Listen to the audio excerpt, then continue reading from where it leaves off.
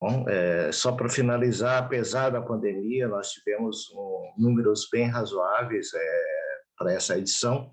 Tivemos 396 trabalhos submetidos e 319 trabalhos aceitos, sendo 242 trabalhos completos e 72 pôsteres, e mais os trabalhos das sessões especiais. Ok? Então, muito obrigado a todos. E, com a permissão do nosso presidente, Felipe Müller, vamos passar para o início propriamente dito dessa edição. Nós temos como palestrante de abertura o professor Khalil Lavô, do IMEC, da Unicamp. Só algumas informações do Khalil. O Khalil é professor titular da Unicamp desde 2015. No IMEC, ele fez graduação na Unicamp, doutorado na COP Sistemas, pós-doutorado em computação quântica no LNCC. Foi chefe de departamento, vice-diretor, ocupou vários cargos e também na área de sociedades científicas, foi presidente da SPMAC nesses últimos anos e professor convidado, palestrante de várias universidades brasileiras e internacionais. Professor Khalil, é um prazer imenso contar com você nessa edição. Seja bem-vindo e muito obrigado por ter aceito o nosso convite.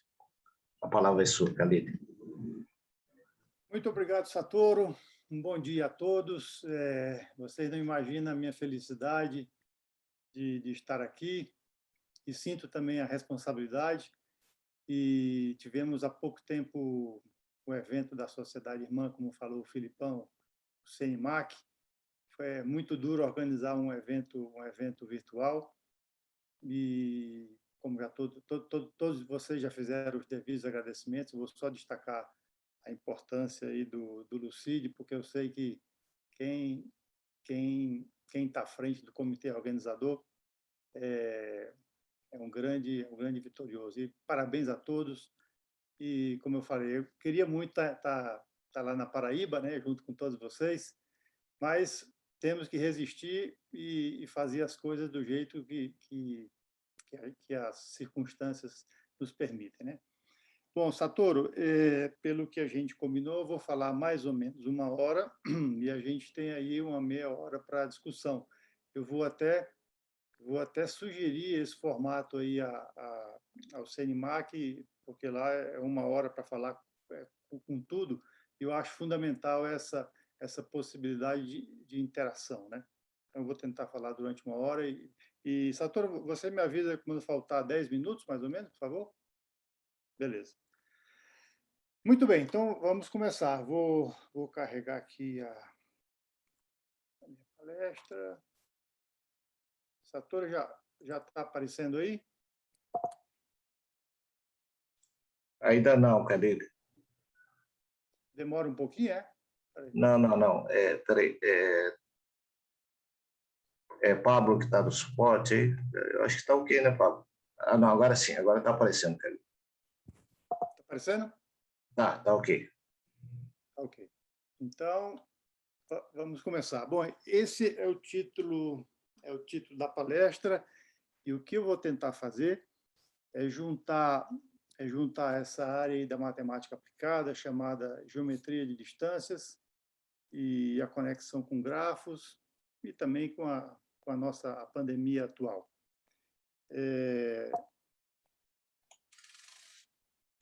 Esse aqui é exatamente o resumo que foi enviado, e eu vou tentar seguir o que eu tinha proposto no resumo.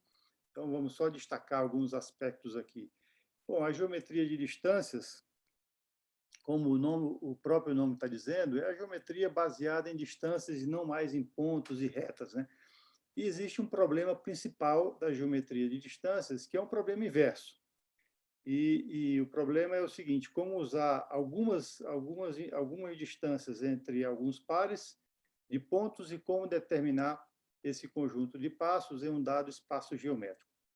Existem, além de toda a teoria por trás da geometria de distâncias, existem diversas aplicações. Eu vou citar aqui algumas áreas, em astronomia, em estatística, em nanotecnologia, em robótica e telecomunicações, mas eu vou destacar aqui, não dá para falar de todas as aplicações, vou destacar aqui uma delas, que é o problema que a gente vem atacando já há vários anos, que é o cálculo da estrutura 3D de moléculas de proteínas, e conhecido na literatura como Molecular Distance Geometry Problem, o MDGP. E o que a gente vai mostrar é que esse problema pode ser representado por um grafo e resolvido por um método tipo branch and prune. No resumo, eu tinha dito que, ao final da palestra, iria fazer uma conexão entre esse problema e a pandemia atual. Mas, dada a importância dessa pandemia, eu decidi inverter. Então, eu vou começar com essa ligação e depois dar prosseguimento à palestra. Satoru, o som está tudo bem, né? Eu não vejo mais nada.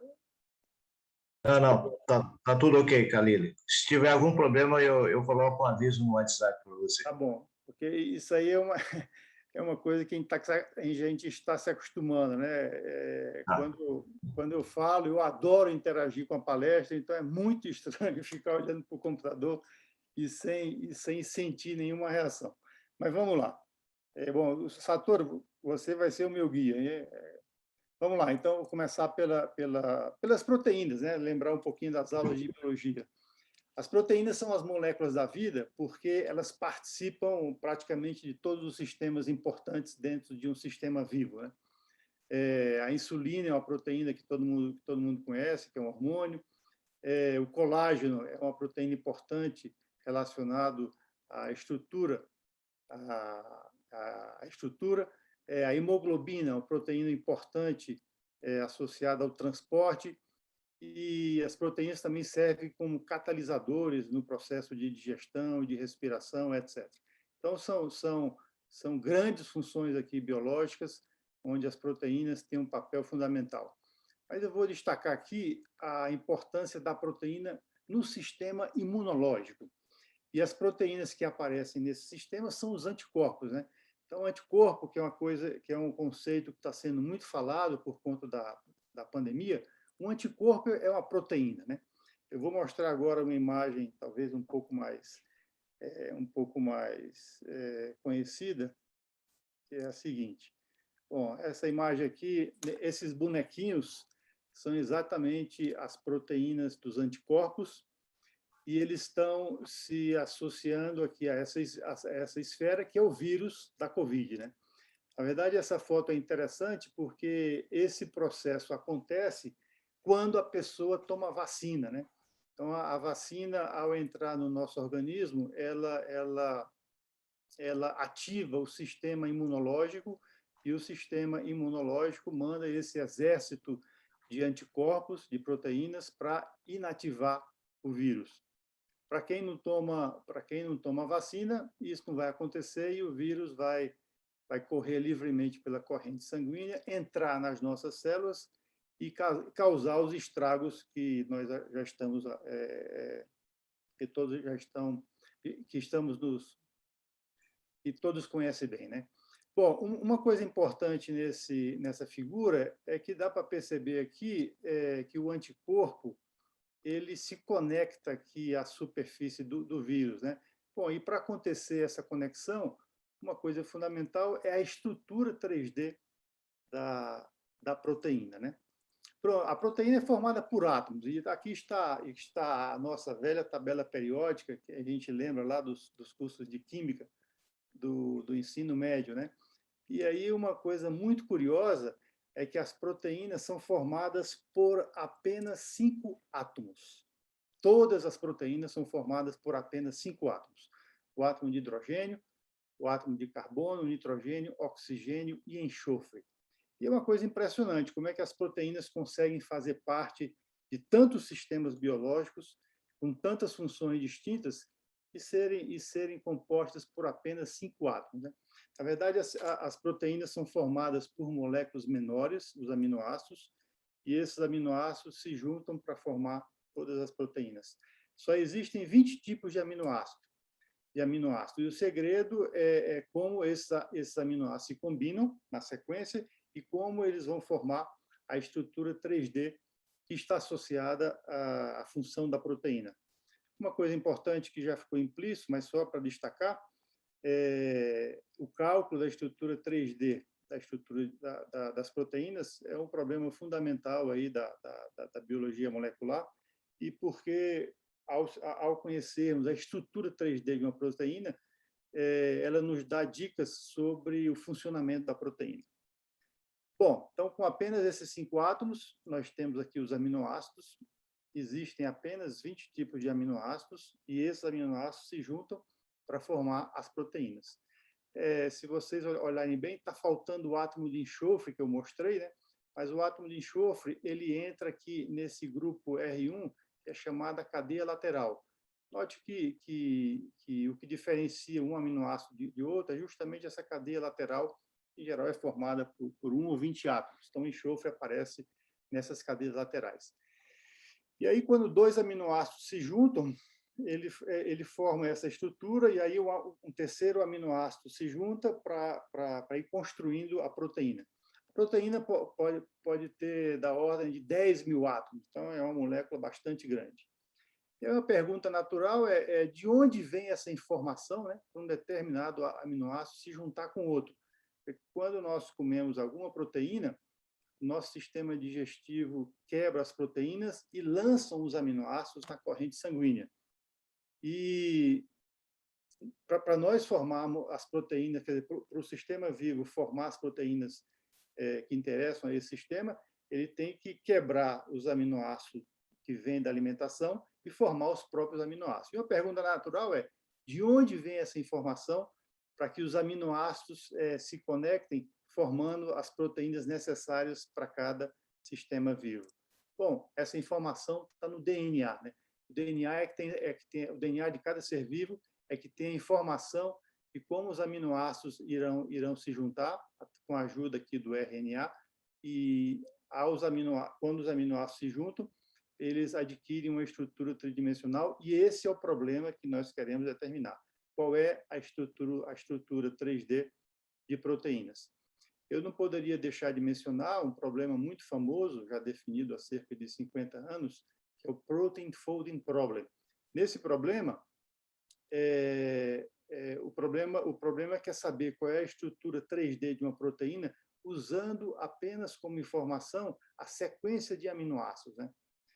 E também é importante destacar, principalmente dentro aqui da comunidade de pesquisa operacional, que a Google anunciou recentemente que esse problema pode ser resolvido usando uma rede neural que eles definiram, uma equipe gigantesca formada por cientistas da computação, matemáticos, físicos, químicos e biólogos, e foi realmente um super resultado, talvez o maior resultado desde quando o problema foi lançado, o Protein Folding Problem, e o que já se fala é que a equipe deve ganhar o Nobel, possivelmente o Nobel de Química, porque foi um resultado super importante.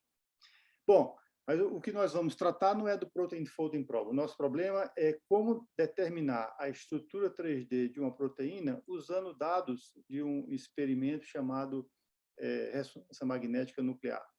É sobre isso que eu vou falar agora.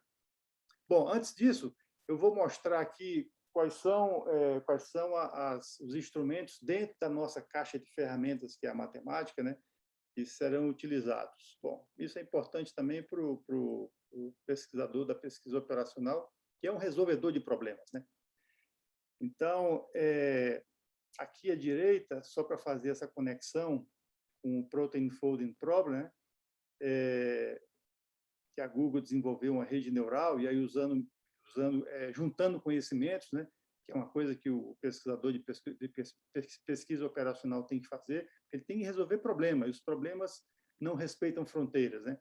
Então, para desenvolver essa super rede neural da Google, foi necessário juntar conhecimentos de otimização, estatística, probabilidade, claro, claro de toda a ciência da computação. Mas o que nós vamos fazer aqui como eu falei, definir a geometria de distâncias usando um pouquinho de teoria dos grafos, claro, álgebra linear, e na última parte da palestra eu vou mostrar sobre quais são os desafios que nós estamos enfrentando agora. E aí vai entrar uma generalização do sistema de números, né? Bom, todo mundo lembra aí da evolução, vamos dizer assim, dos sistemas numéricos, né? Desde os naturais, passando pelos inteiros, até chegar aos complexos. Bom, alguns já tiveram noção, contato com os quaternios, depois dos quaternios tem os octônios, e é interessante que existe, a partir dos quaternios, existe um outro caminho possível, que é sobre isso que eu vou falar no finalzinho, porque quando passamos dos quaternios para os octônios, nós perdemos a associatividade. Dos complexos para os quaternios, perdemos a comutatividade. Bom, vamos lá. Então, vamos começar pelo nosso problema de geometria de distância, né? E começar especificamente por essa aplicação relacionada ao cálculo da estrutura 3D de moléculas de proteína. Então, o nosso problema eu quero calcular a estrutura 3D de uma molécula de proteína usando dados de distâncias. E essas distâncias serão provenientes, além da própria geometria das proteínas, serão provenientes de um experimento super sofisticado chamado ressonância magnética nuclear. Na verdade, esse experimento é tão sofisticado e importante que, no começo do século XX, não me recordo a data exata, o químico suíço Wurtrich ganhou o Nobel de Química por adaptar esse experimento, que é um experimento físico, ao cálculo da estrutura de proteínas. Então, esse aqui vamos dizer assim, um equipamento de ressonância magnética nuclear e fornece distâncias entre alguns átomos, e o problema matemático computacional, como eu falei, é um problema inverso. Como é que eu utilizo distâncias para calcular as posições dos átomos da proteína? Bom, a geometria de distâncias, existe um problema central, né, que eu vou definir formalmente agora. E o que nós vamos utilizar é esse modelo, representado pelo problema da geometria de distâncias, para tentar resolver esse problema de cálculo de estrutura molecular. Antes que eu passe para a próximo slide, eu destaquei aqui, não sei se todo mundo reconheceu, né? Mas aqui é o nosso amigo professor Satoru Oshii, que na época de iniciação científica trabalhava com isso aí lá no interior de São Paulo, na Unesp, isso nas eras de 1950, né? É só para fazer um registro histórico. Bom, esse então é o nosso problema fundamental. É o DGP, o Distance Geometry Problem, né? Então, esse problema pode ser definido por um grafo, e nesse grafo os vértices estarão associados aos átomos da molécula, e quando eu tiver uma distância conectando dois vértices, eu tenho uma aresta. Eu tenho uma função peso que vai associar, uma função peso que associa a cada aresta um valor, e esse valor está relacionado à distância. Então, dado esse grafo, o problema é como fazer uma imersão desse grafo no R3, satisfazendo as restrições de distâncias. Ou seja, o que eu quero fazer é resolver esse sistema de equações, né? Eu quero associar cada vértice do grafo a um ponto do R3, de tal maneira que quando por exemplo, eu associo a dois pontos o vértice U e o vértice V, eu calculo a distância, nesse caso aqui a distância euclidiana, tá certo? Eu calculo a distância, e essa distância tem que ser igual ao valor dado pela aresta. Então, o que eu quero fazer é resolver esse sistema de equações, e existe uma equação para cada par de vértices associada a uma aresta, né? Então, esse é o nosso problema. Esse é o problema a que eu vou me referir durante toda a fala como DGP. Esse é o problema principal da geometria de distâncias, e já fica óbvia a conexão com o nosso problema de resolver, calcular a estrutura molecular usando informações de distâncias. Muito bem. Antes de falar um pouquinho de dar alguns dados teóricos sobre o problema, como a complexidade computacional, só para a gente ter noção, Vamos considerar um exemplo bem simples aqui no R2, né? Então, eu tenho um vértice aqui, eu tenho um conjunto de vértices com 4 pontos, estou chamando de ABC, e eu tenho todas as arestas, nesse caso aqui, com essas distâncias associadas. O que eu quero é associar cada vértice a um ponto no R2, o que significa resolver esse sistema de equações. Bom, nesse caso, fica muito fácil, né? Eu posso associar os vértices ABC a esses 3 pontos aqui no plano, obtendo um triângulo. Só para a gente ter uma ideia do que é resolver um problema de geometria de distâncias. Vamos, então, a alguns dados teóricos sobre o problema. Bom, o problema é NP difícil, no caso geral. O número de soluções pode ser não enumerável ou finito, ou seja, eu não tenho a possibilidade aqui de ser enumerável e infinito, né? O espaço de busca é o R3N, parece que é um espaço bem grande. N aqui é a quantidade de átomos. Por uma proteína bem grande, com 10 mil átomos, nós temos que procurar a solução no R30.000, né? E existem 2 grandes classes de métodos, né? Existem os métodos baseados em otimização contínua, e é fácil ver o modelo de otimização construído, né? Lembre que nós temos aqui à direita as equações do nosso problema, né? Para cada aresta do grafo, eu tenho uma equação, e o que esse modelo de otimização faz é considerar cada equação como um termo desse somatório, e para resolver esse sistema de equações, eu posso minimizar a soma desses termos. Não é difícil ver se eu consigo encontrar o minimizador global que está associado ao valor zero, eu faço cada termo desse somatório igual a zero, significa que eu resolvi cada equação do meu problema original. A questão é que essa é uma função, apesar de ser uma função diferenciável, existem outros modelos, né, de funções não diferenciáveis, mas a questão para resolver achar o mínimo global dessa função é que ela tem vários mínimos locais, e o pior, a quantidade, como acontece em vários problemas de otimização combinatória, a quantidade de mínimos locais cresce exponencialmente com o tamanho da molécula, né? Então, o que eu quero encontrar é pelo menos um minimizador global que vai estar associado à estrutura que corresponde à solução dessas equações. Bom, essa é a ideia da abordagem contínua. Existem outras formulações, mas, no final das contas, eu tenho sempre que resolver um problema de otimização global.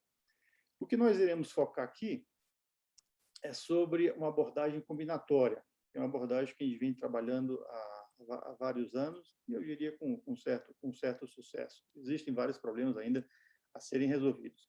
Mas, na abordagem combinatória, a ideia é explorar a estrutura do grafo associado. Veja que na abordagem contínua, eu praticamente esqueço o grafo, né? Eu foco na tentativa de resolver o problema de otimização global. E a gente vai ver que tem informações importantes aqui associadas ao grafo que define o problema, né? E eu aproveito e faço uma conexão aqui dentro da pesquisa operacional, né? Porque eu diria que o cientista da pesquisa operacional é um pesquisador que quer resolver problemas. E eu nunca não me canso de lembrar que os problemas reais não respeitam fronteiras, né? E aquele cientista que tiver conhecer mais aquela caixa de ferramentas, eu acho que vai aumentar a chance dele resolver o problema.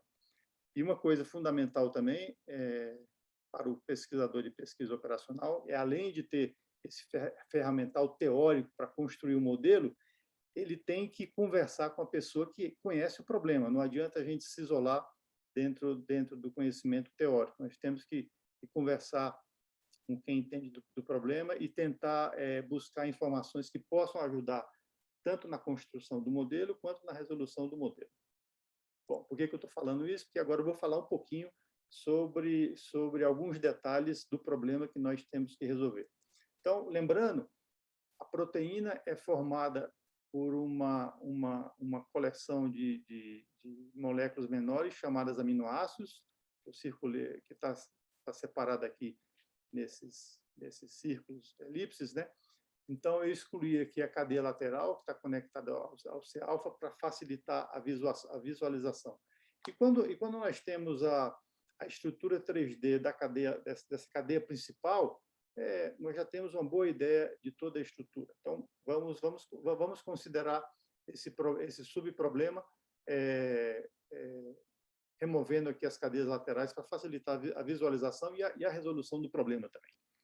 Bom, então, aqui nesse desenho, eu estou mostrando o seguinte: esses são os átomos aqui que formam a cadeia principal, né? E vocês notem que existe uma repetição, né, de átomos de nitrogênio e 2 átomos de carbono, e assim sucessivamente. Nessa informação, eu já dou algumas arestas do grafo, né? Quando a gente vai resolver um problema de cálculo de estrutura de proteínas, eu já tenho muita informação a priori. Por exemplo, eu já conheço todos os átomos que compõem a proteína e eu sei quem está conectado com quem. Então, por exemplo, aqui com essa haste, eu já estou mostrando quais são os átomos conectados. Existem outras informações para construir o nosso grafo. Por exemplo, eu sei também da geometria de proteínas que quando eu tenho 3 átomos ligados covalentemente dessa maneira, eu conheço o ângulo plano. Significa que a distância entre esse átomo e o carbono também é conhecida. São mais arestas que eu posso definir no nosso gráfico. E, para completar, eu tenho também algumas arestas fornecidas pelo experimento de ressonância magnética nuclear. Na ressonância magnética nuclear, em geral, são detectados pares de hidrogênios quando estão próximos o suficiente. Então, aqui eu mostrei esses pares de hidrogênio que estão bem próximos e, em geral, são detectados pela ressonância magnética nuclear, o que significa que eu tenho mais arestas para o meu grafo. Tá certo? Então, a ideia da abordagem combinatória, como é de se esperar, eu vou tentar calcular a posição de átomo a átomo seguindo uma determinada ordem, né? Então, eu vou usar o seguinte fato. Bom, inicialmente, então, eu vou começar aqui da esquerda para a direita. Notem que a proteína tem um lado, né, digamos assim, aqui tem dois. Aqui o início da proteína pela esquerda começa com 2 hidrogênios, aqui termina com 2 oxigênios. Então, eu vou considerar esse lado esquerdo aqui. Como esses 4 átomos formam uma clique aqui, usando a linguagem de grafos, significa que eu consigo posicionar esses 4 átomos aqui no R3, porque eu tenho todas as distâncias envolvidas, né? É como se eu construísse um sistema de coordenadas. E aí a ideia é construir o próximo, né? O que eu vou fazer? Bom, dado a posição desses 4 átomos aqui iniciais, eu vou tentar agora determinar a posição desse átomo de hidrogênio. E eu já vou utilizar alguma informação proveniente da ressonância magnética nuclear. Eu estou supondo aqui que esse átomo de hidrogênio é próximo o suficiente desses outros 2, isso de fato acontece, o que significa que eu tenho as distâncias associadas. Em geral, as distâncias detectadas pela ressonância acontecem quando 2 átomos de hidrogênio estão a, no máximo, 5 angstrom. Angstrom é uma medida utilizada para átomos, é 10 elevado a menos 10 metros. Né? Bom, como é que eu calculo a posição, então, desse átomo de hidrogênio? Bom, eu posso isolar esse problema e tentar descrevê-lo da seguinte maneira. Eu tenho 4 pontos, são esses 4 átomos já posicionados. Eu tenho as distâncias desses 4 pontos a um determinado átomo, que é o nosso átomo de hidrogênio. Eu quero resolver esse problema. É interessante ver que, geometricamente, o que eu quero resolver aqui é uma interseção de 4 esferas, né? O centro das esferas são dados por esses 4 pontos e os raios são essas distâncias. Bom, uma interseção de 4 esferas sob algumas condições. Na verdade, a condição é a seguinte: se eu supuser que os centros não são coplanares, eu tenho solução única, né? Aqui usando a geometria. Algebricamente, eu posso montar esse sistema de equações e também não é complicado ver que é o seguinte: de novo, usando o fato de que esses 4 átomos não são coplanares, eu posso abrir essa equação e subtrair uma equação qualquer de todas as outras e eu vou sumir o termo quadrático. E aí vai aparecer o velho AX igual a B. Vai aparecer um sistema linear, 3 por 3, e a não coplanaridade vai me garantir solução única.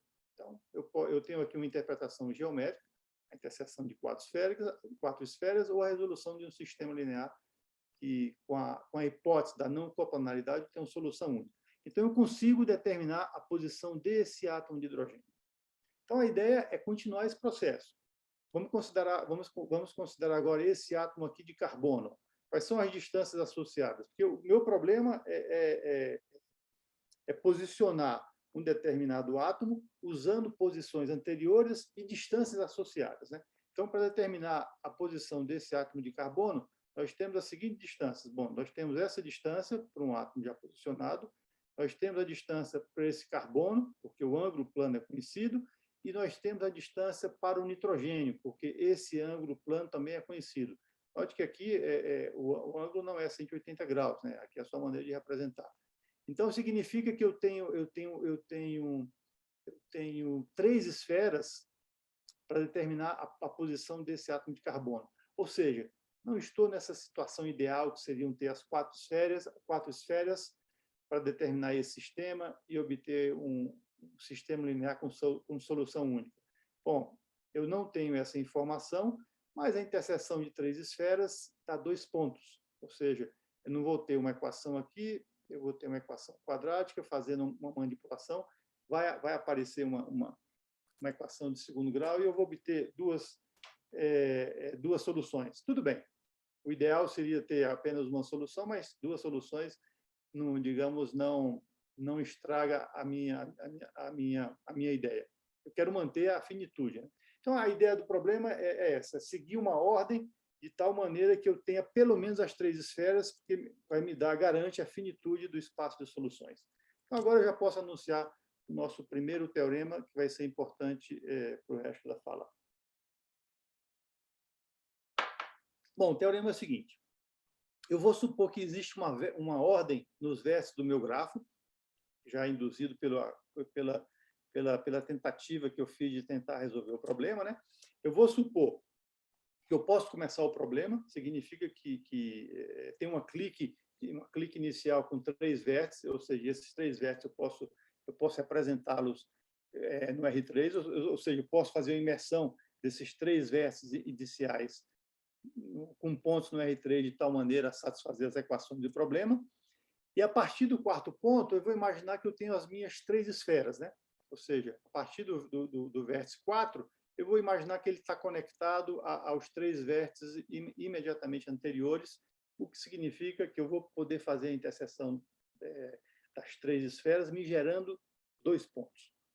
E agora eu tenho que colocar uma hipótese técnica, e aí que entra a matemática da coisa, né? Quando a gente formula um teorema, a gente tem que considerar as hipóteses com cuidado para garantir os resultados que a gente quer, né? Então, repare que nessa terceira hipótese, eu estou pedindo que a desigualdade triangular seja satisfeita de maneira estrita, né? Obviamente, a desigualdade triangular tem que ser satisfeita, senão eu não consigo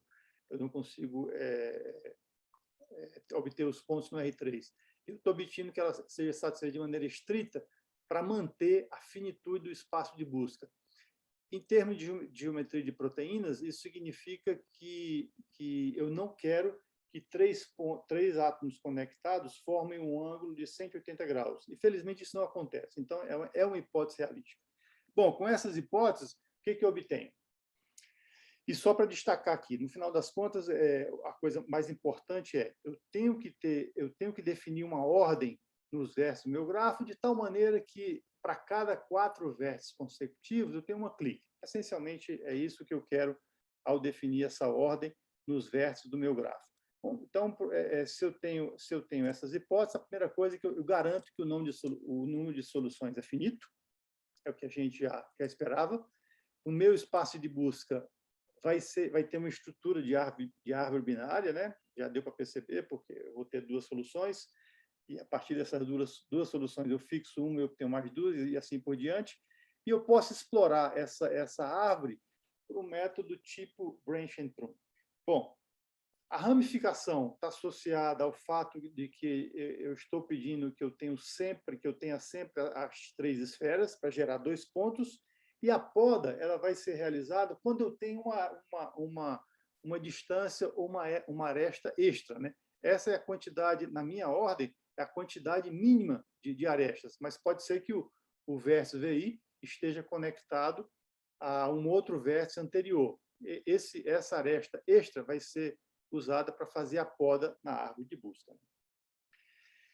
Bom, quando eu tenho problema de geometria de distância genérico, DGP, mais essa ordem que eu acabei de definir nos vértices do meu grafo, eu tenho uma subclasse de problemas, né, que nós batizamos de DMDGP. Tá bom? E eu vou mostrar agora, para a gente ter uma ideia como é que funciona o método Branch and Pruning, que a ideia é bem simples. Eu vou mostrar aqui a resolução de uma instância bem simples, apenas com 11 vértices, e como é que o método BP, o Branch and Prune, explorou essa árvore buscando as soluções. Bom, a ideia aqui é a seguinte. Primeiro, eu tenho que destacar aqui quais são as arestas de poda, né? Claro, sem aresta de poda, eu vou simplesmente gerar uma árvore binária. É lógico que, nesse caso, a minha árvore é pequena, mas imagine por uma molécula com 10.000 átomos, é impossível de gerar a árvore toda. Então, para justamente evitar de gerar a árvore toda, eu vou utilizar as arestas de poda. Nesse caso, as arestas extras que eu vou utilizar é a conexão entre o 8 e 4, o 9 e o 5, o 10 e o 6 e o 11 e 7. São arestas para essa instância em particular. Então, como é que o método funciona? Lembrando lá do nosso teorema, nós temos que fixar os 3 primeiros pontos, né? E gerar 2 pontos para o quarto átomo. Eu vou fazer a busca aqui da esquerda para a direita, tá certo? Então, eu vou escolher aqui uma dessas posições para o quarto átomo. Como eu não tenho aresta extra nesse caso, sempre eu vou gerar, fixando essa posição para o quarto átomo, vou gerar mais 2 posições para o quinto átomo. Também não tenho aresta extra. O 5 está conectado com apenas os 3 anteriores. A aresta extra que poderia acontecer aqui é uma conexão entre 1 e 5, mas eu não tenho essa conexão.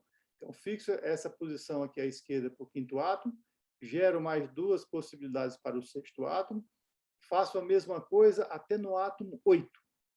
No átomo 8, eu tenho uma aresta extra, que é a aresta conectando o vértice 8 com 4.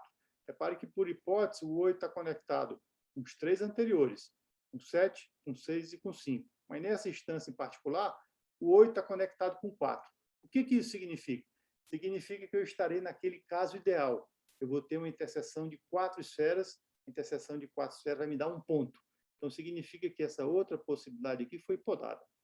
Então baseada nas posições dos primeiros 7 vértices, eu construo aqui essa posição para o vértice 8. A mesma coisa acontece no vértice 9, porque eu tenho uma aresta extra conectando o 9 e o 5. A mesma coisa no vértice 10, por conta da aresta 6, 10. E a mesma coisa no vértice 11, por conta da aresta extra 7, 11. Cheguei no final da árvore. O que isso significa? Significa que eu achei um minimizador global para aquela função que eu mencionei anteriormente, quando eu falei sobre a abordagem contínua, né? Então, esse caminho aqui, do 11 até o vértice 1, está associado, me dá uma estrutura 3D, no nosso caso de uma molécula, que respeita todas as equações, e essa solução é um minimizador global daquela função. Repare que nenhum método contínuo, é claro que eu estou considerando aqui, estou desconsiderando aqui os erros numéricos que acontecem para qualquer método, mas nenhum método contínuo dá uma garantia matemática de encontrar, de fato, o otimizador global, como um método combinatório pode dar. E eu posso fazer mais, eu posso continuar a minha busca para achar outras soluções, né? Então, o BP, o que ele poderia fazer? Ele poderia retornar aqui na minha árvore, tentar essa segunda possibilidade de posição para o átomo 7 e tentar posicionar o átomo 8. Mas o que acontece aqui? Ao tentar, eu calculo 2 posições aqui para o átomo 8, faço novamente a interseção com a quarta esfera e a interseção da vazia. Por que da vazia? Porque essa segunda posição aqui para o átomo 7 é inviável. Bom, eu continuo o processo. Nesse caso aqui, vou considerar essa segunda posição para o átomo 6 e esses caminhos são todos inviáveis, né? Vou fazendo o mesmo processo até achar uma nova solução representada aqui em vermelho, né? De novo, continuando o processo, encontro mais duas soluções representadas em azul e verde. Então, é claro que é um problema pequeno e isso vai depender sempre do tamanho do problema, de como a proteína está enrolada e da minha capacidade computacional, mas, teoricamente, eu poderia explorar toda a árvore de busca e apresentar todas as soluções matemáticas para o DGP. O DGP, o Branch and Prune, ele é muito rápido, mesmo com instâncias gigantescas, com 10 mil átomos. E, aparentemente, é uma coisa estranha, né? Porque é um problema NP difícil. Mas, e é lógico que tem soluções onde não é possível resolver. Mas isso está associado ao fato de que, em geral, a proteína ela está enrolada, né? Como eu mostrei naquela imagem. Para uma proteína esticada, eu vou ter poucas esferas, vou ter poucas arestas de poda, e isso pode complicar, pode tornar a árvore muito grande, e o BP pode ser que ele não consiga explorar toda a árvore. Mas, em geral, a proteína está enrolada, por isso me dá informações de podas suficientes para explorar a árvore e, potencialmente, encontrar todas as soluções. Uma outra coisa interessante aqui é que dá para se perceber que existem simetrias aqui, né, nessa árvore, né? Existe uma primeira simetria associada a esses 3 pontos, o que significa que eu posso fazer a busca em apenas uma subárvore, porque as outras soluções podem ser encontradas de maneira simétrica em função dessas duas soluções. Mas existe uma outra simetria mais complicada que depende de cada instância. Por exemplo, aqui nesse caso, ó, essa solução aqui também é simétrica a essa. E essa simetria está associada ao plano definido pelos vértices 2, 3 e 4. Bom, esse segundo tipo de simetria depende de cada instância e demorou um certo tempo, na verdade, alguns anos, para a gente provar matematicamente que essa simetria também acontece. Para isso, nós usamos teoria dos grupos e apareceu uma coisa interessante. Além da satisfação de demonstrar a existência dessas simetrias, existe uma consequência computacional muito importante, que é o seguinte: por conta dessas simetrias, basta você encontrar apenas uma solução para o problema, para o algoritmo, usando qualquer método que você, se não gostou do BP, pode usar qualquer método, e todas as outras soluções são encontradas usando essas simetrias. Então, essa teoria das simetrias nos permitiu dizer que, encontre apenas uma solução, todas as outras podem ser encontradas por simetrias. Um resultado muito bonito que nos deixou bastante contentes. Muito bem. Uma das explicações por que o método BP ele é muito rápido é pelo seguinte. Bom, vamos estudar aqui a principal operação do método BP. A principal operação do método do BP, utilizando aqui um pedacinho da nossa árvore, dadas 3 posições anteriores de átomos, como é que eu determino as 2 possibilidades para o átomo seguinte, né? É resolver esse sistema aqui, é um sistema quadrado, certo? Essas distâncias são dadas e essas são as posições dos 3 átomos anteriores ao átomo I. Eu quero resolver esse sistema. Bom, de certa maneira, uma das explicações, além de outras, por que o método BP é muito rápido, porque nós não resolvemos esse sistema quadrático. Nós substituímos a resolução desse sistema quadrático por uma multiplicação de matriz, só que no R4. Nós subimos uma dimensão aqui. E isso é possível por conta, de novo, por conta da ordem que a gente define lá no grafo, que já foi fundamental para representar o espaço de busca para uma árvore binária, por conter essas simetrias que facilitam a resolução do problema. Então, uma outra propriedade da nossa ordem é que eu posso substituir a resolução desse sistema quadrático por uma simples multiplicação no R4. Como é que eu faço isso? Usando essa propriedade aqui. Bom, naquele teorema, nós dissemos o seguinte: a principal característica da ordenação dos vértices no grafo é que para cada 4 vértices eu tenho uma clique. Significa que eu tenho todas as distâncias envolvidas aqui. Com todas as distâncias envolvidas, significa que eu posso calcular o cosseno desse ângulo diedral. Repare, eu tenho ângulos planos, Eles são definidos por 3 átomos conectivos. Aqui está um ângulo plano, aqui está o outro consecutivos, um outro ângulo plano. E eu tenho esse ângulo formado por esses 2 planos, os planos definidos pelos 3 primeiros átomos e pelos 3 últimos, né? É chamado ângulo diedral. Com todas essas informações de distâncias, eu consigo calcular o cosseno do ângulo diedral. E eu já tenho, por definição, também, por conta dessa clique, eu tenho também o átomo, eu tenho também o ângulo plano e eu tenho também todas as distâncias entre átomos conectivos. Também é uma consequência da ordenação.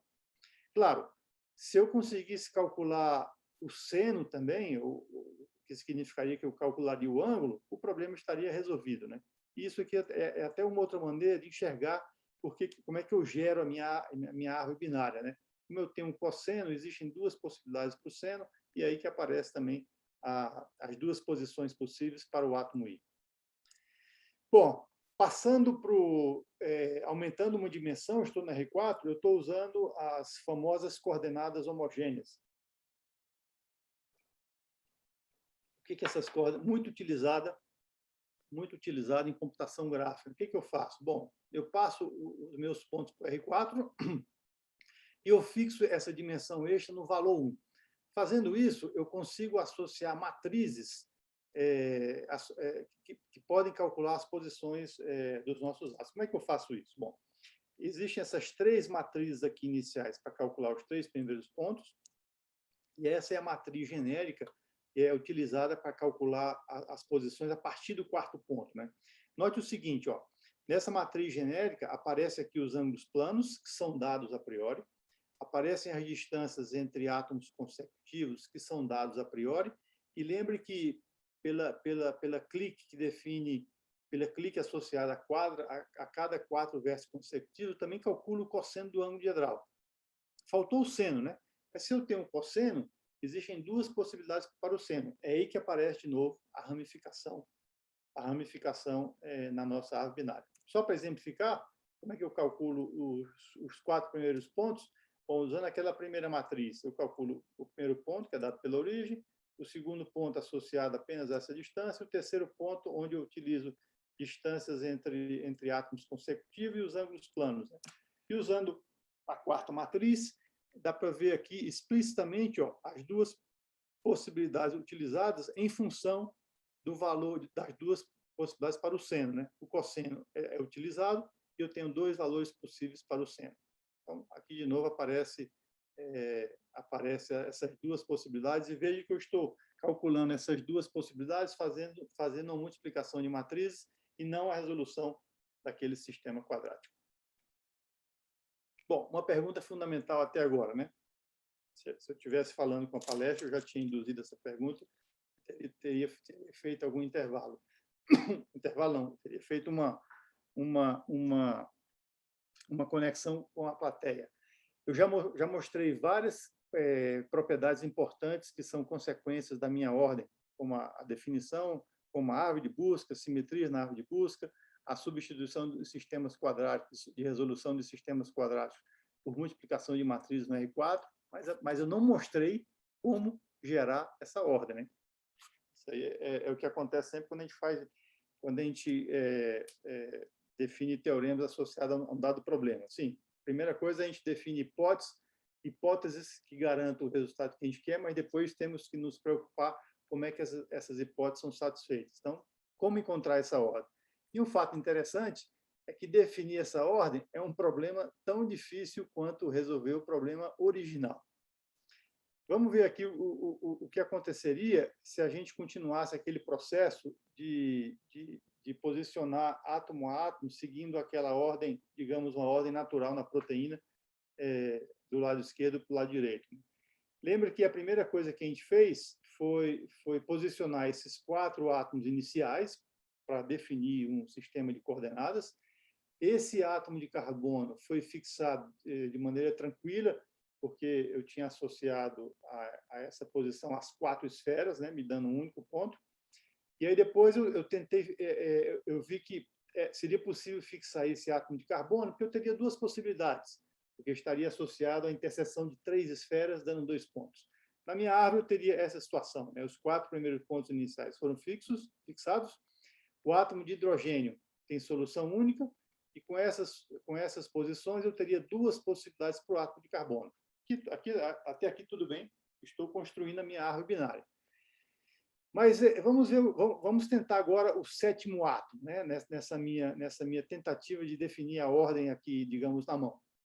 Se eu fosse tentar definir a posição desse átomo de hidrogênio, o que aconteceria? Eu teria essa distância a um átomo já calculado, eu teria a distância do nitrogênio ao C-alfa, porque esse ângulo plano é conhecido, e só. Ou seja, para tentar definir a posição desse átomo de hidrogênio, eu só tenho 2 arestas. Lembra que no nosso teorema eu preciso, na minha ordem, de pelo menos sempre a conexão, sempre eu preciso de 3 arestas a átomos imediatamente anteriores para definir as 3 esferas, né? Então, nesse caso, eu só teria as 2 esferas.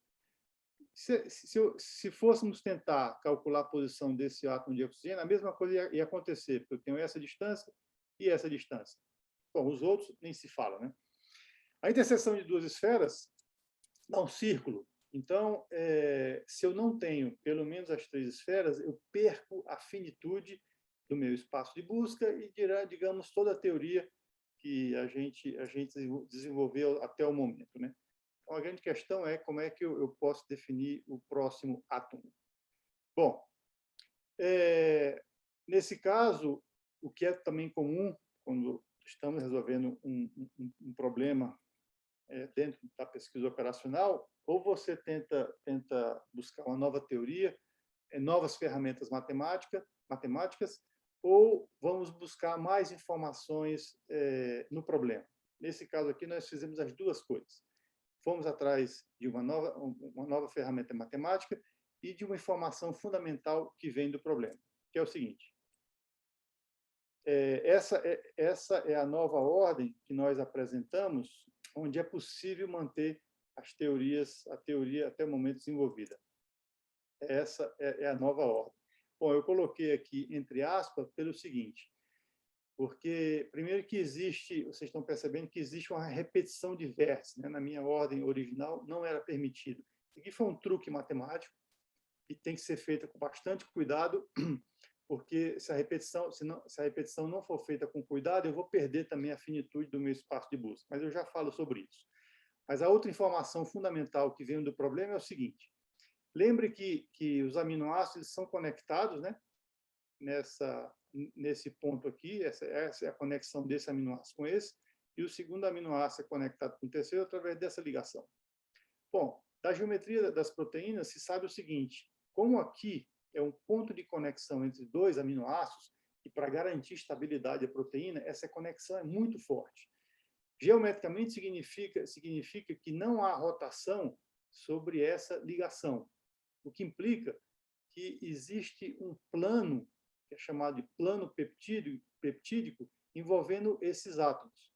Por que isso é importante? É porque, por exemplo, eu vou ter a distância entre esse átomo de carbono e esse átomo de hidrogênio. E essa distância vai permitir eu definir uma ordem que vai funcionar para todas as instâncias de proteínas. Como é que funciona aqui a minha ordenação?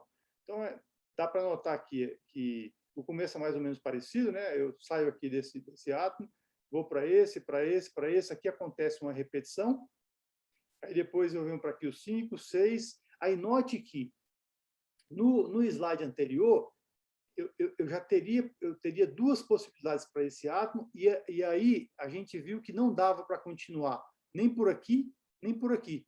E note que essa ordem, o que ela faz é justamente evitar essas possibilidades, porque se eu me mover ou para o nitrogênio ou para o oxigênio, eu não vou ter como definir aquelas 3 esferas que são fundamentais para definir a minha árvore binária.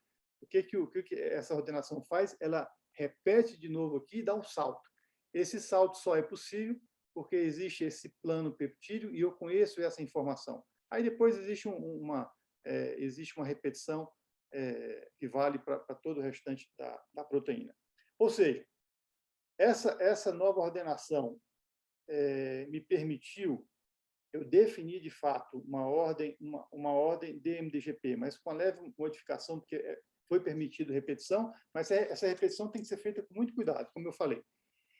Nessa ordem, para todos os pares do tipo I-1 e I-12, esses pares de distâncias são números precisos e não acontecem em repetição, por isso que eu estou mencionando aqui que são diferentes de zero. São números precisos porque estão associados a valores das ligações covalentes ou dos ângulos planos, que eu mencionei que são dados obtidos a priori, né? Então, por exemplo, aqui no início, aqui do nitrogênio, eu vou para o nitrogênio. Esse é um tipo de ligação 1-1I. Aqui, nesse caso, ó, seguindo a ordenação, ó, 15, 16, 17, eu vou ter 15, 16. Eu vou ter esse par aqui entre nitrogênio e carbono. Essa distância aqui é conhecida porque eu tenho o ângulo plano e as distâncias e as ligações covalentes. Então, isso acontece para todos os pares desse tipo. A questão, e aqui eu estou me aproximando, digamos, para a finalização do que foi feito, e eu vou falar antes que o Satoru interrompa. Satoru, tem mais 10 minutinhos, certo? Isso, exatamente 10 minutos. Perfeito. Então, nesses 10 minutos finais, eu vou comentar um pouco sobre quais são os problemas que nós estamos enfrentando agora e o que a gente está tentando fazer. Até agora, nós temos uma teoria bem bonita, um método eficiente, e está tudo funcionando bem, né? Mas a realidade é sempre mais complicada do que a nossa capacidade de construir hipótese e provar teoremas interessantes. Isso está associado ao seguinte: aos pares de distâncias I-3i. Para esses pares de distâncias, existem 3 tipos. Eu posso fazer uma repetição. Repare que nos pares I-1i e I-2i, eu não posso fazer uma repetição, porque senão eu perco a finitude, tá certo? Mas a partir de pares com essa distância, eu posso fazer repetição. Então, existem 3 tipos de pares I-3i. Eu posso fazer uma repetição, como está acontecendo nesse caso aqui, ó, a partir do nitrogênio, ó, 12, 13, 14. O que significa isso na árvore do BP? Significa que eu vou repetir uma posição de um átomo já calculado. É uma possibilidade.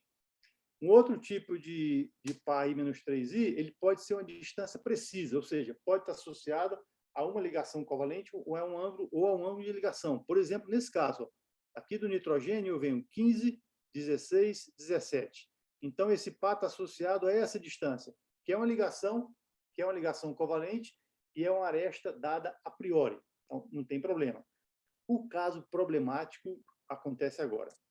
É quando eu tenho uma distância, um par I-3i, associado a um dado experimental. Dado experimental nunca é um dado preciso, né? Eu tenho incerteza. E isso é que está causando problemas, digamos, na continuidade do nosso trabalho, que é considerar a realidade. Até o momento, eu só considerei distâncias precisas. Com distâncias precisas, a coisa funciona muito bem. Mas nós temos dados da realidade, aqui, dados fornecidos pela ressonância magnética nuclear. E esses dados, como eu tinha mencionado, são distâncias entre hidrogênios próximos, e essas distâncias nós estamos modelando aqui como um intervalo, porque a distância mínima ela é dada também teoricamente, usando cálculos quânticos, mas a distância máxima ela é dada pela experiência de ressonância magnética nuclear. Então, nós podemos associar um intervalo. E o intervalo ilustrado é exatamente nesse caso aqui. Ó. Eu parto desse hidrogênio, 13, 14, 15. Então, eu tenho uma distância tipo I-3i, mas associada a esses 2 hidrogênios. São hidrogênios próximos, mas eu não tenho uma distância precisa, eu tenho uma distância intervalar. O que aconteceria se nós tentássemos seguir o mesmo procedimento usando o BP, usando a distância intervalar? Eu acho que dá para entender aqui. Ó. Vamos lá. Vamos imaginar que eu tenho aqui a primeira distância intervalar. Então, eu fixei 3 pontos iniciais e eu tenho uma distância intervalar que vai gerar, ao invés de 2 pontos, vai gerar 2 arcos. Né? Então, eu tenho 2 arcos. Note que eu perdi aqui, por conta dessa distância intervalar, eu perdi a finitude. Né? Para continuar o meu processo, eu tenho que escolher aqui um ponto nesse arco, eu tenho que fazer uma amostragem aqui nesse arco, fixo esse ponto e continuo e desço mais um nível. Se a distância associada for intervalar, eu gero mais 2 arcos. Repare que esses 2 arcos são associados a um ponto escolhido no arco anterior. Para descer o processo, eu escolho mais um ponto, gero 2 arcos. Eu vou fazer isso até chegar no nível com uma aresta extra. E o que acontece aqui? Bom, se eu for muito sortudo, né, ganhar na loteria, esse ponto selecionado vai satisfazer a distância dada. Bom, se isso acontecer, eu posso continuar o processo. Mas a probabilidade disso acontecer é muito pequena. O que pode acontecer aqui? É que esse ponto aqui não vai satisfazer a distância dada. Bom, eu posso escolher outros pontos aqui no arco, posso não encontrar solução, e aí eu vou ter que retornar e fazer uma nova amostragem desse ponto, ou retornar mais ainda. Ou seja, a coisa começou a bagunçar, né? Eu tenho 2 caminhos. Eu posso fazer uma amostragem bem fina, e a árvore vai crescer mais ainda. E o que pode acontecer nesse caso? Eu gero uma árvore tão grande que eu não consigo explorar a árvore e não encontrar nenhuma solução. Bom, eu posso diminuir a minha amostragem para ser possível fazer a exploração da árvore, mas o que pode acontecer? Eu explorar toda a árvore e não encontrar solução. Claro, a solução pode ter sido perdida quando eu fiz a amostragem e o valor correto estava entre 2 pontos amostrados. Então, esse é o problema de continuar com a abordagem combinatória. Como eu tinha dito, esse é um ponto que nós estamos agora trabalhando. Eu vou só comentar quais são os caminhos que nós estamos tentando. Bom, tem 2 caminhos agora. Um deles, repare que para substituir a resolução dos sistemas quadráticos por multiplicação de matrizes, nós subimos uma dimensão, né? Nós somos do R3 para o R4. Deixa eu só voltar aqui para fazer mais sentido o que eu estou falando. Então, o que a gente fez? Fomos para o R4 e ganhamos alguma coisa. Além da substituição da resolução do sistema quadrático por uma simples multiplicação de matrizes, o que nós ganhamos teoricamente foi a linearização da translação, né? Porque notem que para obter esse ponto I em função dos 3 anteriores, eu faço 3 operações. Eu faço essa translação, uma rotação plana e uma outra rotação associada ao ângulo diedral, uma rotação sobre esse eixo. E passando para o R4, usando coordenadas homogêneas, eu represento essas 3 operações usando essa matriz. Então, numa tacada só, fazendo a multiplicação de matriz, eu resolvo essas 3 operações. A ideia de passar para o R5 é o seguinte: além de linearizar esse procedimento, no final das contas, linearizar a translação, eu vou conseguir ortogonalizar a translação. Mas uma consequência dessa passagem do R4 para o R5, o chamado modelo conforme, é que eu consigo representar esferas como objetos tão básicos como pontos. Na verdade, nesse espaço R5, chamado modelo conforme, a esfera vai ser representada como um vetor. Então, e isso vai facilitar a operação entre esferas. Lembre que a principal operação que eu tenho no método BP é fazer a interseção de esferas, né? Lá gerando os 2 pontos na árvore, com interseção de 3 esferas, ou fazendo uma poda, quando eu tenho uma interseção de 4 esferas. Então, ter a possibilidade de representar esse objeto esfera como um vetor, aparecem vantagens tanto algébricas quanto computacionais. A segunda ideia é, digamos, vitaminar esse modelo conforme no R5, definindo uma álgebra chamada álgebra de Clifford. E o que essa álgebra de Clifford traz? Ela permite eu manipular essas esferas, ou seja, através de um novo produto definido no modelo conforme, eu consigo fazer uma interseção de esferas de uma maneira mais eficiente do que pela maneira clássica, que é resolver um sistema de equações, né? Bom, só para dar uma ideia gráfica do que quem está fazendo, e Satoru, eu já estou terminando, eu vou dar uma ideia do que significa passar para o R5. Ó. Imagine que aqui no eixo X, eu estou representando o R3, eu estou escondendo essa dimensão da homogeneidade quando a gente passou do R4 para facilitar a visualização, e essa é a nova dimensão, é a quinta dimensão. O que eu faço quando eu estou construindo esse novo modelo, onde é possível manipular objetos como esferas, né? O que eu estou fazendo é entortar o espaço 3D como se fosse uma parábola. Eu mostrei esse outro desenho aqui, porque, para quem reconheceu, isso aqui é a projeção estereográfica, né? Na projeção estereográfica, eu represento com uma dimensão a mais, eu represento, no nosso caso aqui, a reta, né? Associando, e eu tenho um ponto aqui no infinito, que representa, na verdade, o mais infinito e o menos infinito da reta, né? Mas na projeção estereográfica, eu tenho que curvar todo o espaço, eu tenho que fechar o espaço. No modelo conforme, que é nessa passagem que está passando do R4 para o R5, eu não fecho todo o espaço, né? E como eu falei, nessa nova representação do espaço 3D, eu tenho esferas como objetos básicos. E definindo uma álgebra nesse espaço, eu consigo manipular essas esferas, o que vai facilitar a minha interseção de esferas. E para finalizar agora, eu vou mostrar, digamos, em imagens, qual é o problema e possíveis soluções que a gente está dando a essa questão de tratar intervalos. Bom, aqui está representando a interseção de 3 esferas, onde uma das esferas tem raio intervalar. Aí o que acontece? Eu vou ter uma calota esférica, né? E o que acontece? Ao invés de 2 pontos, eu gero 2 arcos. A gente tem um desenho mais bonito ainda, que é o penúltimo desenho, que é o seguinte, que vai ilustrar o problema que a gente está tratando, e aí eu vou finalizar minha palestra. Essa aqui é uma outra maneira de enxergar o problema. Na situação ideal, eu faço a interseção de 3 esferas, dando 2 pontos, né? Quando uma das esferas tem raio intervalar, no caso aqui a esfera 3, 6, eu vou gerar esses 2 intervalos. E aí, o que eu vou fazer é o seguinte, se eu seguisse a ideia do método Branch-and-Prune, eu teria que fazer uma amostragem, escolher um ponto e descer o processo.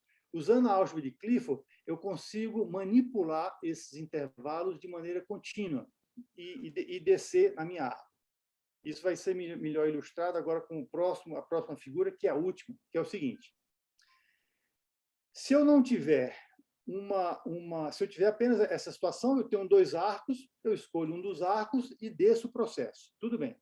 Mas pode ser que, nesse momento, eu tenha uma aresta extra que vai me ajudar a fazer uma escolha nesses arcos. Ou seja, eu estaria nessa situação. Então, repare que para ter uma aresta extra no nível 6, ele tem que estar conectado com o vértice 2, porque, por hipótese, o 6 já está conectado com 5, com 4 e com 3. Então, eu estou supondo, nesse caso aqui, que existe uma outra calota esférica associada à aresta 2, 6. E olha que interessante nessa figura. O que essa figura está dizendo é o seguinte, o que eu quero é obter pontos que estejam na interseção de todas as esferas, né? Então, esse arco aqui será eliminado, e desse arco aqui em vermelho, o que vai sobrar é apenas o que está sendo mostrado aqui em verde, né? Se eu usasse a generalização do método Branch-and-Prune, eu teria que fazer a amostragem aqui, e usando a álgebra de Clifford, eu consigo remover de uma vez só todo esse arco. E eu consigo também fazer uma redução desse arco e considerar todos esses pontos no subarco. O próximo passo seguinte é, agora, considerar apenas esse subarco e descer na minha árvore. Qual é o problema que nós estamos... Porque até esse ponto nós conseguimos resolver. Conseguimos remover arcos dessa maneira e conseguimos calcular a interseção de arcos associados às equações que definem essas arestas.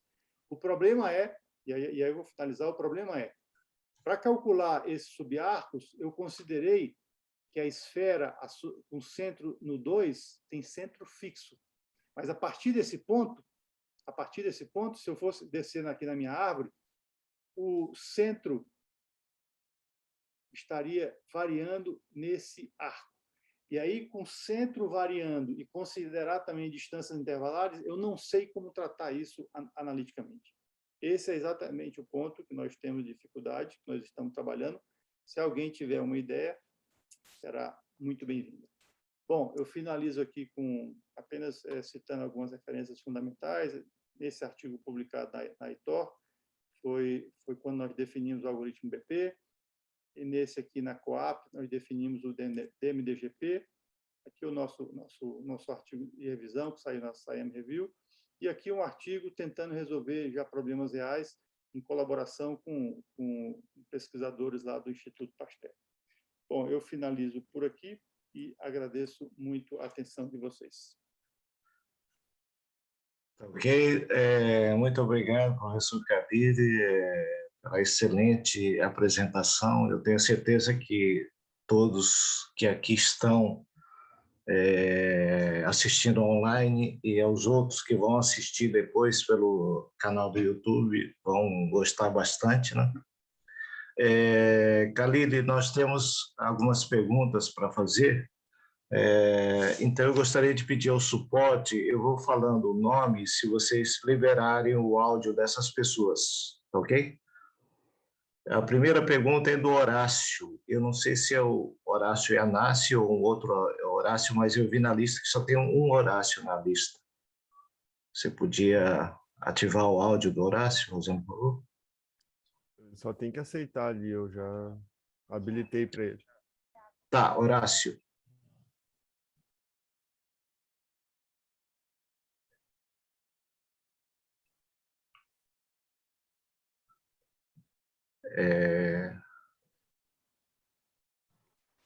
Desculpe aí.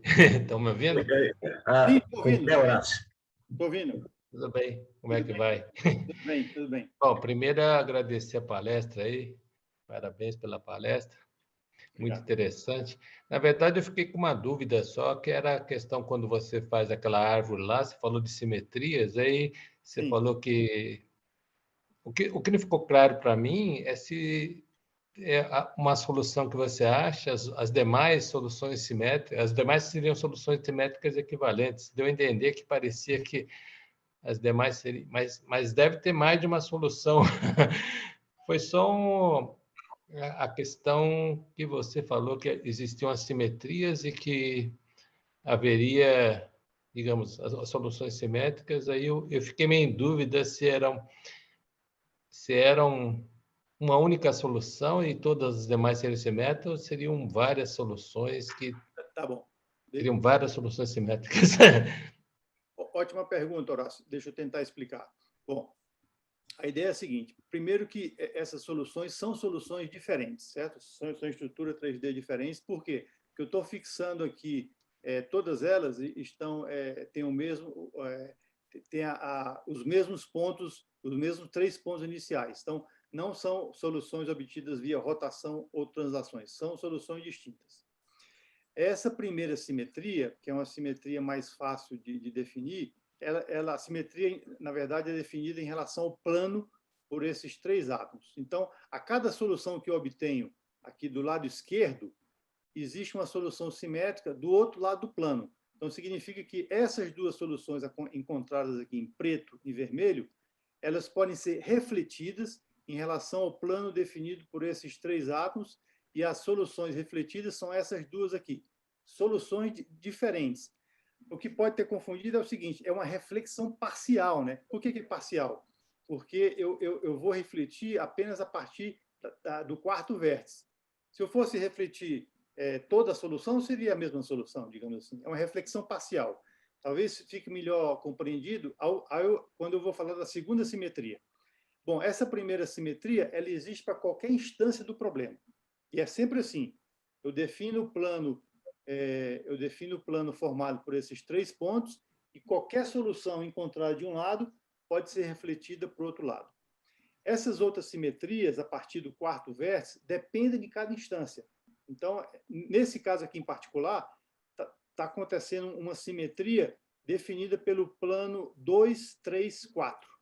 Então, quando eu encontro uma solução do lado esquerdo do plano definido por 2, 3, 4, que é a solução em preto, existe uma outra solução quando eu reflito parcialmente. Repare que no primeiro caso, eu fixava o 4. Aqui eu estou fixando o 5º, eu reflito usando o plano 4-3-2 e encontro essa solução em vermelho. E essas simetrias, elas vão se propagando. Aqui é um exemplo simples, né? Mas, e outra coisa interessante que eu não mencionei, Horácio, que é o seguinte, e daí isso aí só reforça a ideia dessa abordagem combinatória. Essas simetrias, elas podem ser reconhecidas só olhando o grafo do problema. Você me dá o grafo do problema, não resolve o problema. Eu já digo para você quantas simetrias tem, quantas simetrias existem, e, por consequência, eu já digo de antemão, sem resolver o problema, quantas soluções existem. O desafio é encontrar uma única solução, né? Porque eu preciso de uma solução para gerar as outras. Então, é claro que não mudou a dificuldade computacional, porque encontrar uma solução já é muito difícil. Mas a vantagem dessa teoria das simetrias é encontre uma solução para o algoritmo, todas as outras eu consigo obter porque eu tenho os planos de simetrias definidos a priori, só olhando para o grafo do problema. Obrigado. Tá. É só isso, Horácio. Obrigado aí. Depois eu tenho outras coisas, mas eu falo outras coisas. Uma outra oportunidade. Estou Não, eu acho que a gente vai ter tempo. Quando quiser, eu sei. Estou à disposição depois, Horácio, quando quiser. Tá. Obrigado, Horácio. A segunda pergunta é do Josimar Silva Rocha. Poder liberar o áudio dele, do Josimar? Oi, Josimar, quando puder aí.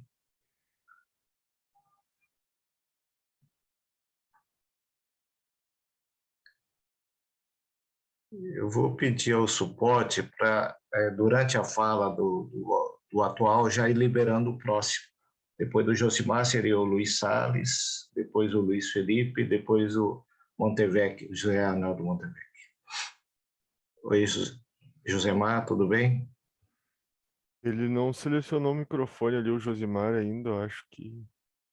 Tá. Não tem microfone, talvez.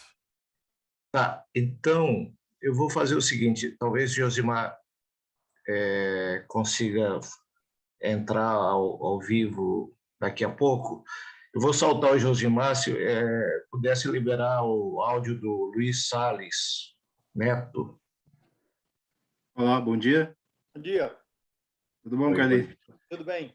Parabéns aí pela palestra, excelente, muito didática. Nossa comunidade aqui de PO tem muitos pesquisadores muito bons da área de métodos heurísticos, meteorísticas e meteorísticas.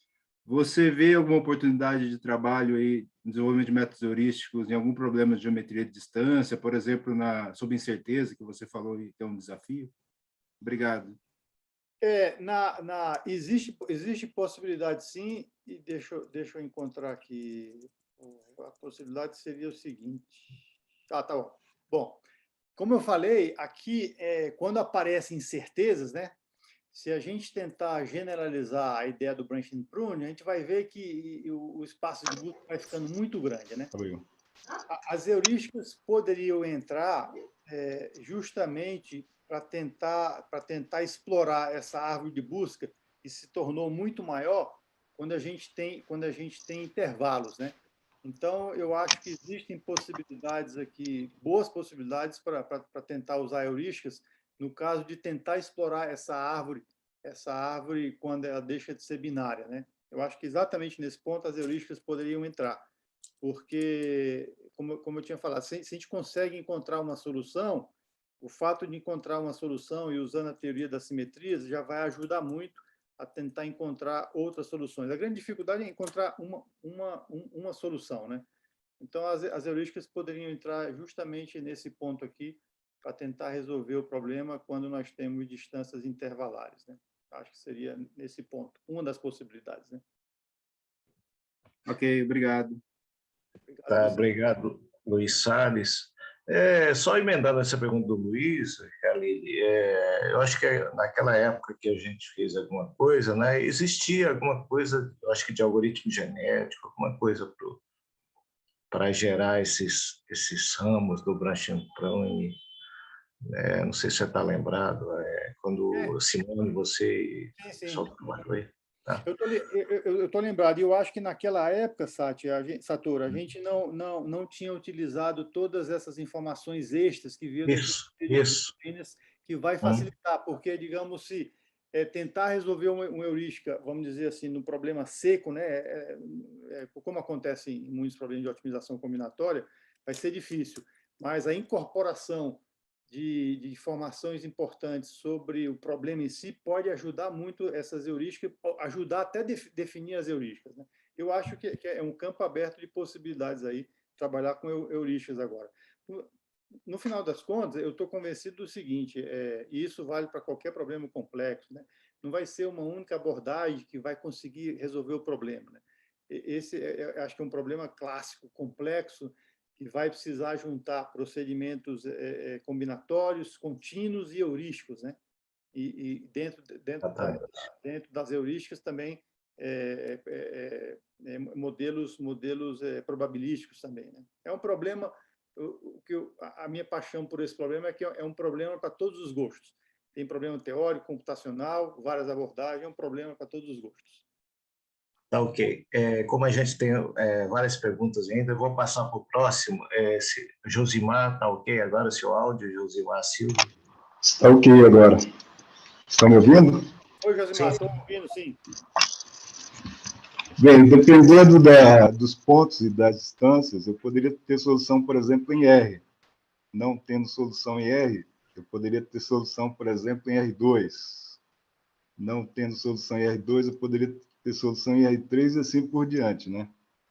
O que determina a solução mínima que garanta que, dada uma matriz de distâncias e N pontos, eu garanta a existência de uma solução? Eu não sei se eu entendi bem a sua pergunta, mas vamos lá. Vamos colocar aqui de novo o teorema. Então, o teorema é o seguinte, se você tiver, dado o seu grafo, se você tiver uma ordenação que satisfaça essas hipóteses, primeira coisa, o seu espaço de busca é finito, certo? É finito. E por consequência, o número de soluções é finito. E aí você pode explorar esse espaço de busca usando esse método Branch and Prune. É claro que você consegue construir instâncias onde você, num tempo grande, você não consegue achar soluções. A grande questão é que esse problema está associado a um problema real, e no problema real as proteínas estão enroladas. Quando elas estão enroladas, significa que eu tenho várias arestas de poda. Olhando para a minha árvore, significa o seguinte, na verdade, esse enrolamento da proteína. Quando a proteína é enrolada, significa que eu vou prosseguir poucos níveis sem fazer uma poda. Porque a complexidade do problema é eu seguir vários níveis e ir dobrando a quantidade de possibilidades, né? Então, como a proteína está enrolada, sim, claro, esses intervalos onde eu vou dobrando, ele é pequeno. E por isso que eu não vou tornando o espaço de busca gigantesco, e é possível, para proteínas enroladas, explorar toda a árvore e achar todas as soluções, né? E sobre a sua pergunta em relação à quantidade de soluções, como eu falei, só olhando o grafo que define o problema, eu consigo dizer quantas soluções, a menos de rotações e transações, existem no problema. Só olhando o grafo. Eu já defino a priori quantas soluções existem. Tudo bem, obrigado. Ok, obrigado, Josimar. A próxima pergunta é do Luiz Felipe Bueno. Vocês podem liberar. Olá. Oi, Luiz. Oi, não sei se vocês já estão me vendo. Oi, Carlinhos, obrigado aí pela palestra. Só complementando ali para o Josimar, que fiquei imaginando se talvez ali, né, quando você tem um problema de grafos em geral, você pode mexer aí na dimensão do seu espaço que você quer colocar os pontos, mas aí a proteína é uma coisa real que está em 3D, né? Não sei se talvez foi isso que ele... né, quando ele fez a pergunta, eu fiquei pensando nisso, né? Que o seu grafo está em R3 porque é proteína, é uma coisa, né, real isso para a gente. Isso, é verdade. Mas... Então, deixa eu só complementar. É verdade. Obrigado, Luiz. Você falou uma coisa fundamental. E aí me lembrou aqui a definição do problema. Nessa definição, eu posso escolher a dimensão que eu quiser aqui, né? Exatamente como o Luiz falou, o Felipe falou. Como eu estou trabalhando no R3, eu fixo essa dimensão e o que eu quero fazer é uma imersão dos vértices do grafo no R3. Mas no problema que eu mencionei aqui, por exemplo, ó, eu fixei o R2, né? Eu fiz uma imersão dos vértices no R2. E aí, dependendo de cada problema, eu posso mexer nessa dimensão. Existem problemas de sincronia de relógios, que a dimensão é só no R1. Existem problemas em estatística, onde é no RN, né? Existem problemas ainda mais complicados, onde essa dimensão não é dada a priori, é dada como uma solução. Então, muito obrigado, Luiz, que você agora me ajudou a entender melhor essa questão aí. Obrigado. E agora a sua questão mesmo. Beleza, o que eu estava pensando, Carlílio, é o seguinte, você tem que fazer lá a amostragem do intervalo, né? Algumas amostragens para seguir a sua árvore lá. Isso. Será que não tem alguma coisa do tipo otimização robusta que te ajude não só a determinar ali o ponto, mas qual que seria um bom escolha ali para poder ficar robusto, né, de permitir perturbações para poder passar, né, continuar ali com aquele ponto que um algoritmo de otimização já te falou quem que era aquele ponto lá. Excelente sugestão. Nunca vi nada parecido. Seria um ótimo tema para a gente pesquisar. Ótimo. Ótimo tema para pesquisar. Obrigado, Carlito. Ok, obrigado, Felipe. Galilei, a próxima pergunta é do nosso amigo Zé Arnaldo Montevecchi. Se vocês puderem liberar o áudio dele.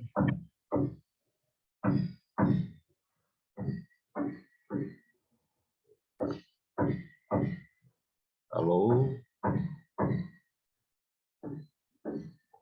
José Arnaldo Montevecchi.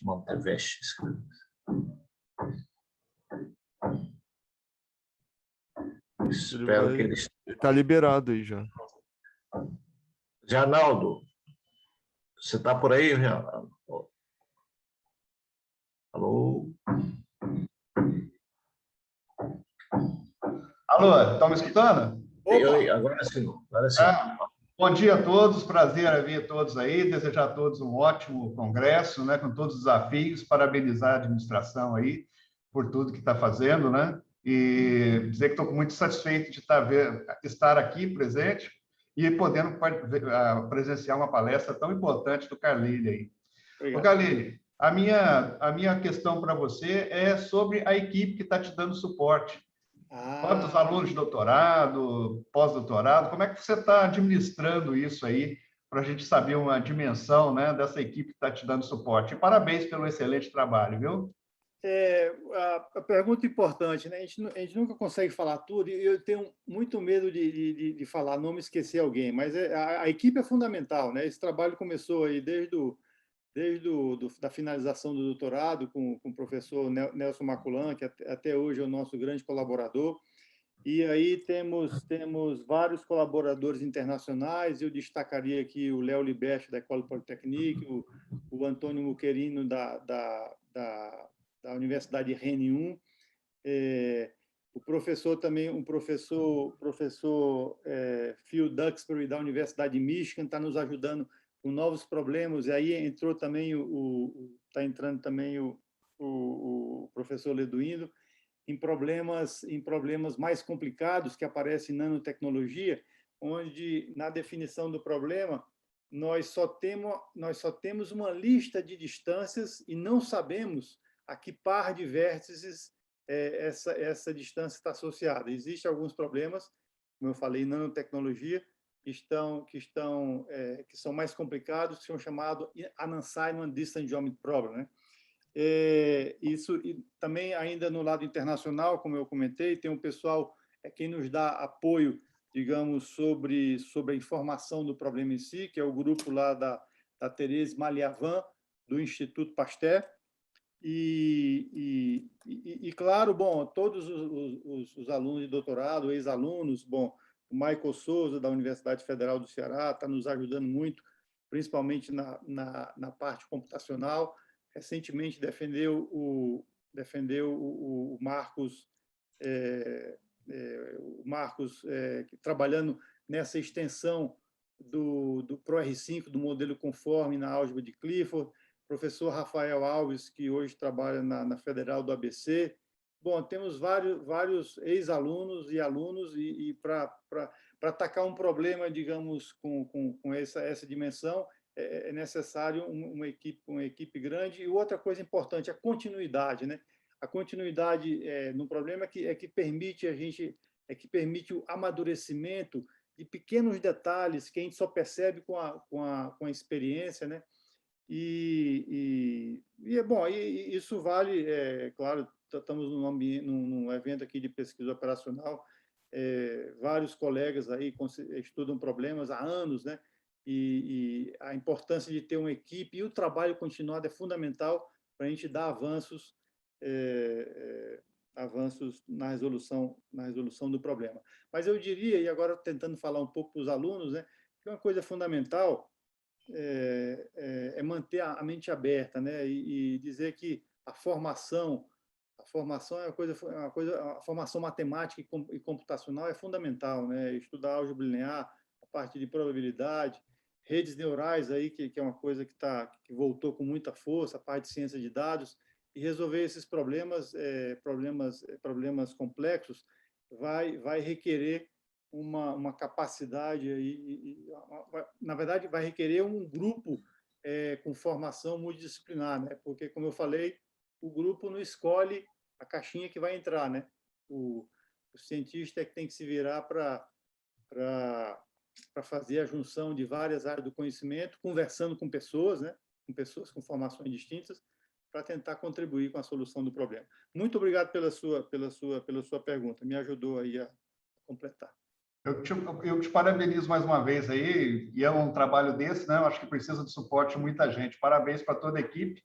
E só fica, talvez aproveitando aí a oportunidade de estar aqui online, né? Uma última pergunta.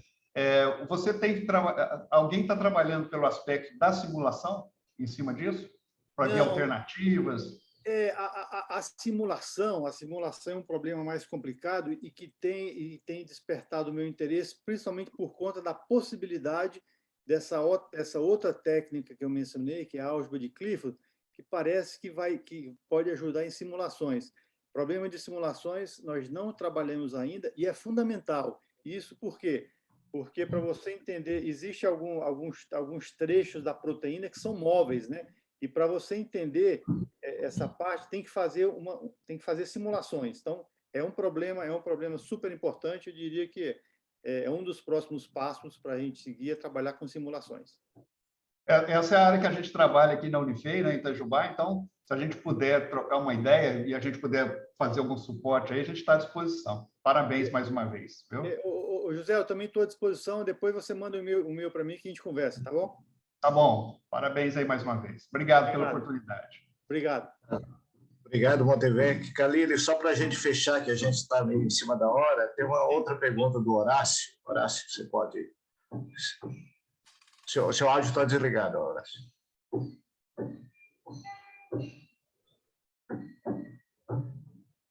Estão me ouvindo? Agora sim. Então, a pergunta é que, aparentemente sim, mas não ficou claro explicitamente. Quando eu peço as medidas que você coleta, eu sei os átomos envolvidos na medida, quer dizer, os vértices do seu grafo, por exemplo, eu sei, eu pego uma medida que você obtém lá da ressonância. A pergunta é, eu sei os átomos dessa medida? sabe? É lógico que por trás disso tem um monte de coisa, mas eu sei o átomo, eu sei o par de átomos associado à medida, sim. Ah, tá bom. Não, eu queria saber isso para, eventualmente, talvez sugerir outras estratégias. Não sei, Entendi. pensando Agora, aqui. Horácio, como eu falei, existem procedimentos que permitem você saber qual é o par associado à distância, mas também existem problemas, como eu falei, em nanotecnologia, onde você só tem as distâncias e não sabe o par. Ou seja, existem problemas para essas duas classes. E, como eu falei, eles definem até problemas de geometria diferentes e distintos. Tá bom. Obrigado. Valeu. Acho que precisamos conversar um pouquinho, não sei. Estou pensando em outras coisas. Obrigado. Eu faço uma nova visita a vocês aí e a gente conversa mais. Tá bom, falou. Abraço. Ok. Obrigado, Horácio. Obrigado a todos que participaram aqui com perguntas, assistindo. Muito obrigado, professor Calídio, pela excelente apresentação. Tenho certeza que todos aprenderam bastante. E a palavra final é sua para os agradecimentos. Bom, pessoal, o prazer foi todo meu.